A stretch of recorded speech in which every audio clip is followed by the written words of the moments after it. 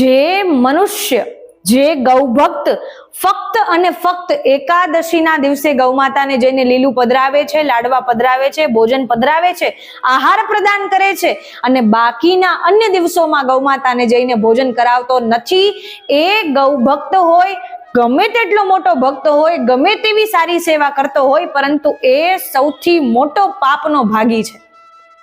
આપણને વિચાર આવતો હશે કે એકાદશીના દિવસે ગૌ સેવા કરવાથી તો લાખ ગણા પુણ્યોની પ્રાપ્તિ થાય, લક્ષ ગણા પુણ્યો પ્રદાન થાય, તો આ એમ કેમ કહી રહ્યા છે કે સૌથી મોટું પાપ તે દિવસે લાગે છે?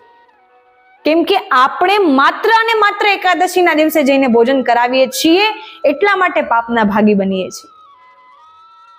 એકાદશી સિવાયના અન્ય દિવસોમાં પણ આપણે ગૌમાતાને ભોજન અવશ્ય કરાવવું જોઈએ, કેમ કે આપણી જે માતા આપણને 2 વર્ષ દૂધ પાય છે, તેને આપણે જીવનભર તેની સેવા કરીએ છીએ.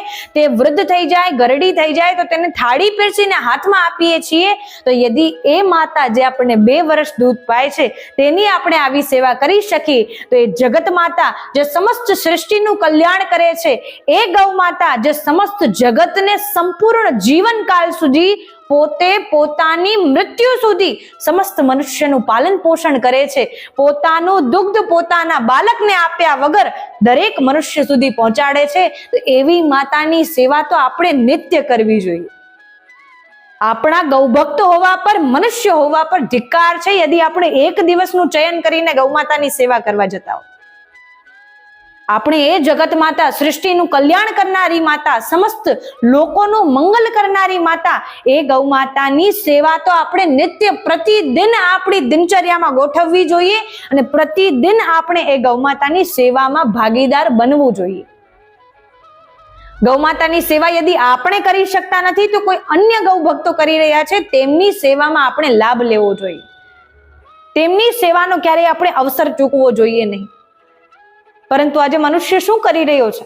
ખરેખર આ દ્રશ્ય જોઈને તો અતિ રુદન થઈ આવે છે કે મનુષ્ય જો તો ખરી, એક દિવસ જઈને એકાદશી છે, 11 છે, આજે તો 11 છે, અમારે તો 1000 રૂપિયાનું લીલું ખવડાવવાનું હોય, આજે તો પૂનમ છે, આજ તો અમારે 5000 રૂપિયાનું લીલું ખવડાવવાનું.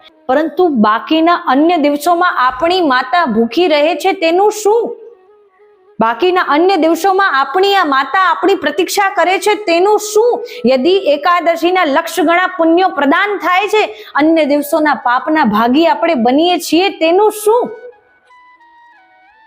એક માનસિક પ્રકારથી મનુષ્યને વિચાર કરવો જોઈએ.